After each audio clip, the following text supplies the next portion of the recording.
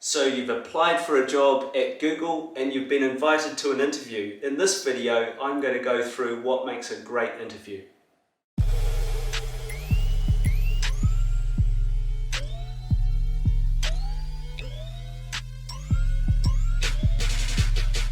Welcome to another special edition of Coffee, Eggs and Inspiration.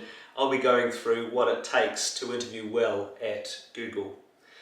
I have done, I think, probably hundreds of interviews in my time at Google. I see loads and loads of people. I always really enjoy the interview process, and there's a few special features of the way that we interview at Google that you need to know.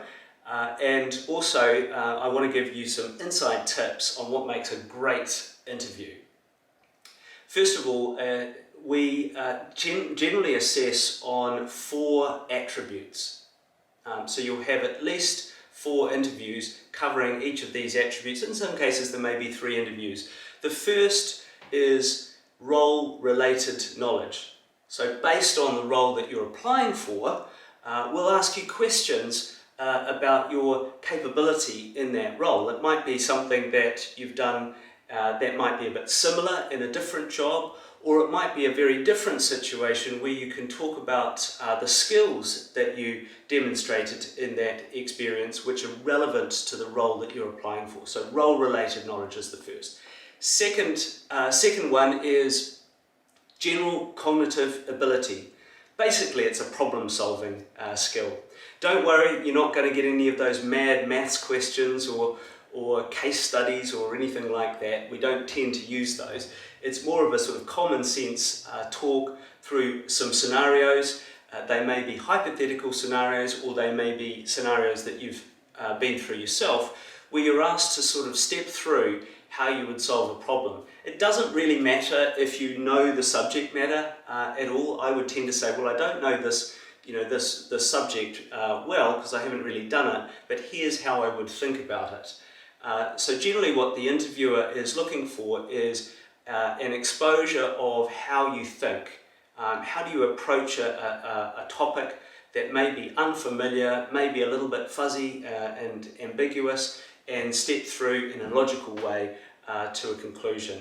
We like data, so make sure you use lots of evidence and data, or talk about the data that you would want to see in that problem or that challenge. So general cognitive ability. Third one is leadership. We always look for leadership qualities, even if you're applying for a reasonably junior role. Leadership is about demonstrating that you're able to perform as part of a team. In some cases, if it's a more senior role, lead a team, but be a team player, collaborate well, listen well to your colleagues around you, and play in that very sort of collaborative, cooperative environment. And the fourth and final attribute is Googliness. Now, what on earth is Googliness?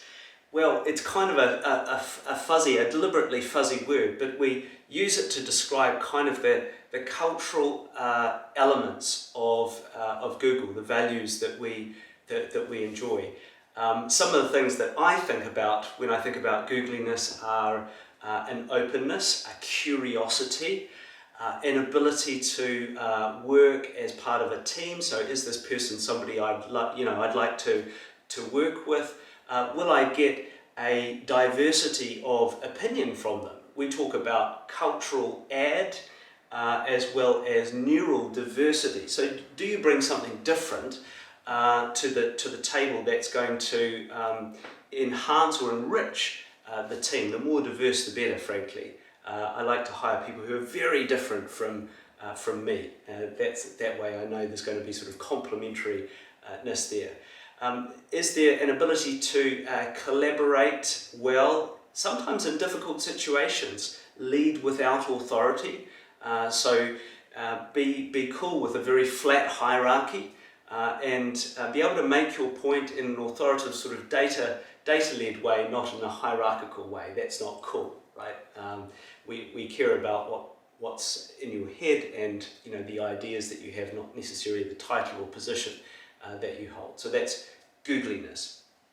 So it's the day of the interview. The first one that you'll probably have is with one of my HR business partners. They will contact you. They'll probably have a phone call or a video call more likely with you. And they'll just go through a little bit more about your background. So it's more of a sort of discovery and exploratory type interview. This could be the final interview if that person decides probably you're not the right candidate for that role. It won't go any further than that. But if they do, then you'll go on and you'll meet an array of Googlers. So you'll see quite a diverse interview panel as well, whether it's a business role that you're applying for or an engineering role. We tend to approach it in the same way. Obviously the questions in the interview are a little bit different. And each of those interviewers will have one or more of those 4 attributes that I talked about before: general cognitive ability, role-related knowledge, leadership, and Googliness. So you'll probably recognise what they're talking to you about, what type of interview that is, and they may even tell you. I usually tell people I'm interviewing you for general cognitive ability, and that means problem solving, so let's get into it. Generally the interview will start with some sort of soft, easy questions, getting to know each other, settling in. It can be a very nerve-wracking experience having an interview, and that's well known, so we want to make you feel comfortable. And genuinely, the interviewer wants you to succeed. They want you to succeed.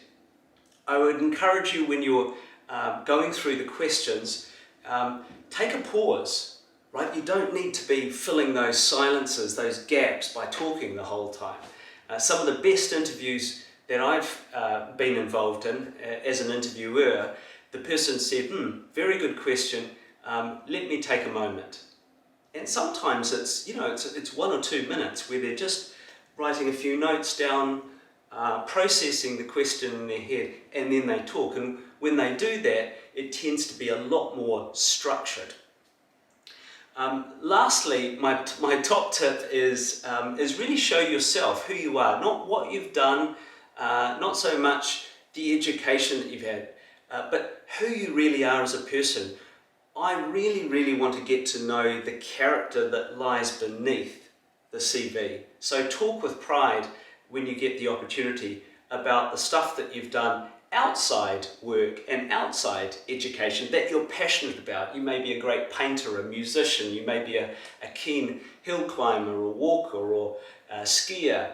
You may be a sports person of a different variety. You may work for a charity or have overcome some sort of adversity in your life. These are really interesting features that we really want to get to know. So lean into that stuff and give it your all. I hope that helps, and best of luck for that interview. You'll crush it.